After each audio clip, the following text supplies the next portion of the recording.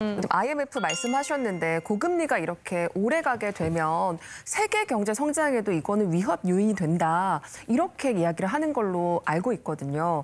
그런데 정말 궁금한 건 그래서 연준이 하반기에 정말 금리 인하하는 건지 기준금리 내립니까? 제 생각에는 9월 달에 다음 연준의 통화정책 결정이 있는데요. 그때는 아마 금리를 내리지 않을까 싶은 생각이 듭니다. 그 이유는 지난달 말 파월 의장이 기준금리 인하를 9월 회의에서 논의할 수 있다라고 얘기를 했고요.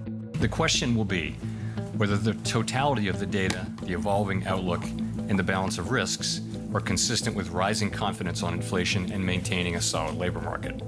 If that test is met, a reduction in our policy rate could be on the table as soon as the next meeting in September. 그리고 최근 나온 데이터들을 보면 인플레이션이 조금씩 낮아지고 있고요. 노동시장을 중심으로 미국의 경기가 조금씩 식고 있거든요. 최근 들어서 미국 소비자 물가 지수를 보시면 올 들어 3월까지는 인플레이션이 상승세였는데 2분기 들어서 하락하면서 지난 6월에는 3%까지 떨어졌고요. 1년 전 6월에 비해서 가장 낮은, 그 이후 가장 낮은 그런 수준이었습니다. 그리고 지난달에 제롬 파월 의장이 워싱턴 DC에서 열린 이코노미 클럽 대담이라고 하는 게 있었습니다. 여기서 하는 얘기를 잠깐 듣고 저희가 다시 돌아와 볼까요? This year, we had expected the economy to slow a bit gradually, the labor market to continue to gradually cool off. I would say we didn't gain any additional confidence in the first quarter, but the 3 readings in the second quarter, including the one from last week, do add somewhat to confidence. And the implication of that is that if you wait until inflation gets all the way down to 2%, you've probably waited too long. 기다리면 늦는다 그러면 그때 이때쯤 그냥 인하하겠다. 파월 의장이 보통 굉장히 말을 아끼는 걸로 알고 있는데 이 정도면 기정사실화한 거 아닌가요?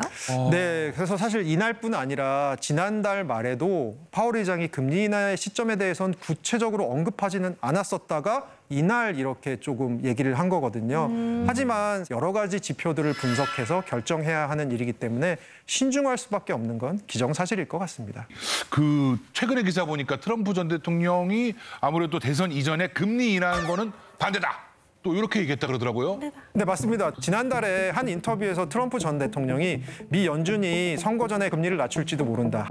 하지만 그들도 해서는 안 되는 일이란 걸 알고 있다라고 일종의 약간의 영향을 준다. 영향력을 발휘할 수 있는 얘기를 했는데요. 왜냐하면 저희가 잘 알고 있다시피 금리를 내리면 대출 이자가 낮아지고 이를 통해서 사실은 소비나 투자가 활성화돼서 경기가 조금 부양될 가능성이 있거든요. 그러면 누구에게 유리할까요? 현 정부인 민주당에 유리할 수 있게 되죠.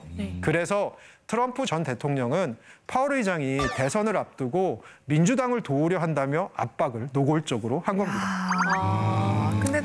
네. 그런데 파월 의장이 이런 얘기를 합니다. 우리는 우리의 금리 결정에 정치적 필터를 끼워 넣지 않는다라고 얘기를 한 거죠. 근데 제가 본 어떤 신문 기사를 보니까 물론 대통령이 어느 분이 될지 모르지만 트럼프 전 대통령이 된 다음에는 아메리카 퍼스트, 메이크 아메리카 그레이트 어게인 외치면서 올려내려. 강달러, 고금리 이거 계속 갈 수도 있지 않냐. 종잡을 수 없는 어떤 그런 스타일이니까. 내렸다고 다시 올리나? 이런 말도 있던데요. 네, 사실 굉장히 좋으신 지적입니다. 미국을 비롯해서 우리나라는 물론이고 전 세계는 트럼프 전 대통령이 당선이 될 경우 굉장히 이것이 새로운 변수로 다가오게 될 것 같습니다.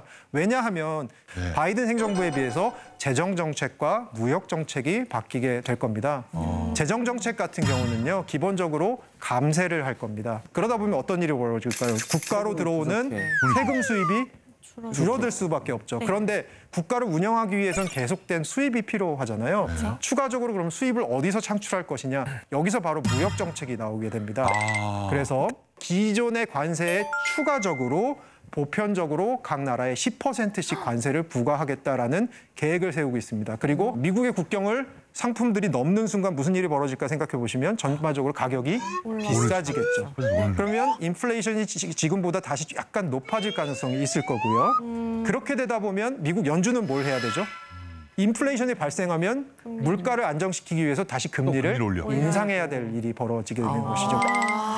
뭐 이런 이유로 고금리가 조금 지속될 수 있다. 트럼프 2기 행정부 때 만약에 벌어진다면 하는 얘기들이 있습니다.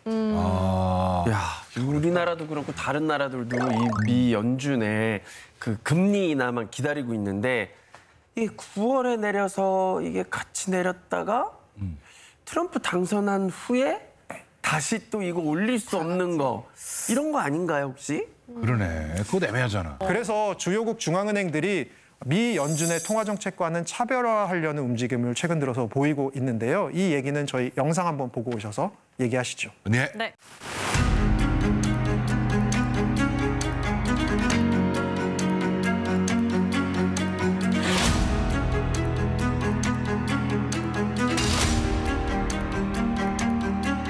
일본 중앙은행인 일본은행이 17년 만에 금리 인상을 단행하고 8년 만에 마이너스 금리 정책을 해제하면서 유럽 중앙은행이 기준금리를 0.25%포인트 내렸습니다.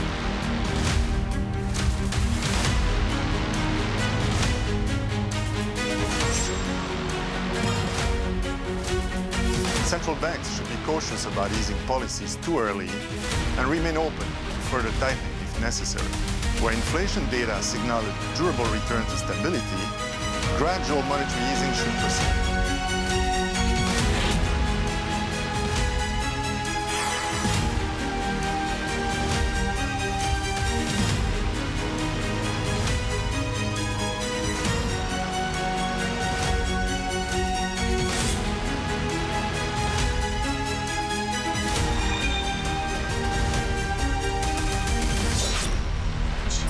각자 도생.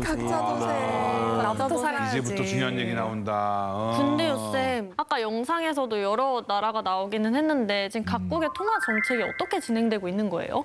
뭐 최근에 통화 정책의 흐름을 보면요. 다들 아시겠지만 코로나19 팬데믹 당시에 미국이 금리를 제로 금리까지 내리면서 또 돈을 풀기 시작했었고요. Today, we reduced the target range for our policy interest rate by 1 percentage point, bringing it close to zero, and said that we expect to maintain the rate at this level. The FOMC kept interest rates near zero and maintained our sizable asset purchases. 그 이후에 2022년 중반이 넘어가면서 인플레이션이 또 높아지기 시작한 국면이 있었습니다. 그때부터는 이제 긴축을 하기 시작했고요. 지난 4년간의 주요국 중앙은행들이 사실 어떻게 보면 금리 측면에서는 굉장히 비슷하게 움직였었습니다. 코로나에 대응하기 위해선 금리를 낮췄고 인플레이션이 발생한 국면에서 다시 금리를 높이는 그런 일을 같이 벌였었고요. 그러다가 올해 초부터 각국이 서로 다른 경제 상황에 놓이면서 미 연준의 통화 정책과 별개로 독자적인 정책 결정을 내리고 있는 상황, 즉 터널 밖으로 뛰어나갈 수 있는 사람은 지금 뛰어나가고 걸어갈 수 있는 사람은 걸어가는 그런 상황인 거죠. 먼저 뛰어나간 이곳의 얘기를 한번 해보죠. 이제 여기가 어딘지 다들 아시죠? 모릅니다. 모릅니다. 이거 저게 어느 나라 통화를 표시하는 걸까요? 유럽. 맞습니다. 맞아요? 유로. 찍었네, 맞았다.